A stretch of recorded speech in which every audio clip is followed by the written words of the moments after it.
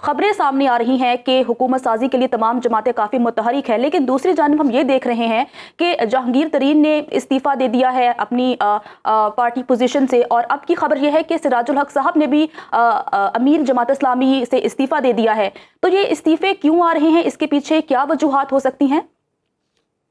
देखिए, उसकी एक बड़ी बुनियादी वजह तो ये है कि सिराजुल हक साहब जो है वो जमात इस्लामी ने पूरे पाकिस्तान में इलेक्शन लड़ा है, नताइज मुस्बत नहीं मिल सके और वो उस नाकामी को अपनी नाकामी समझते हुए उन्होंने अपनी इमारत से इस्तीफा दिया। और वैसे भी नए अमीर का इंतखाब जो है होने वाला था, तो सिराजुल हक साहब ने जो है ना वो इस्तीफा देकर नाकामी को कबूल किया है और ये माना है कि उनकी क़यादत में पार्टी जो है वो काम नहीं कर सकी जो उसको करना चाहिए था।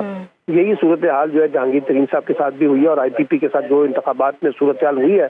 वो लगता यही था कि उनके पास अब ऑप्शन कोई नहीं बचा था और उन्होंने भी अपने आप को इज्जत से बाहर निकलने का फैसला किया है, सियासत से भी और पार्टी से भी। तो ये सियासत तो चलती रहेगी, लेकिन जो हुकूमत का जोड़ तोड़ चल रहा है अब असल में देखना सिर्फ ये है कि मरकज में और पंजाब में क्या सेटअप जो है ना फाइनल होता है। लेकिन ये जो तजवीज़ हमारे सामने चल रही है ना कि 2 साल और 3 साल इसका बेबी गवर्नमेंट भी कर रहे थे, मेरा नहीं ख्याल कि ये कोई माकूल तजवीज़ और इस तरह से कुछ सोचा भी जा रहा होगा। सूबों में फार्मूला चला था बलूचिस्तान में जब नवाज शरीफ साहब की हुकूमत थी, सनाउल्लाह ज़हरी के दरमियान और डॉक्टर मालिक के साहब के दरमियान, लेकिन मरकज में ऐसा कोई नहीं होगा। अब देखना सिर्फ ये है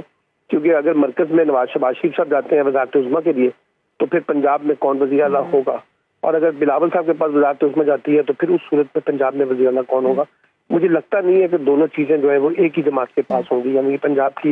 वज़ारत आला भी और मरकज की प्राइम मिनिस्टरशिप भी, उसमें थोड़ा सा फर्क हो सकता है। लेकिन अभी जो बुनियादी तौर पर लेन देन का ही मामला है ना, जो गिव एंड टेक है, पीपल्स पार्टी चाहेगी है कि हम अपनी जो हमायत कर रहे हैं PMLN के साथ उसमें ज्यादा से ज्यादा बार्गेन कर सकें। ऑब्वियसली सलमान साहब, बार्गेनिंग पे इस वक्त बात है।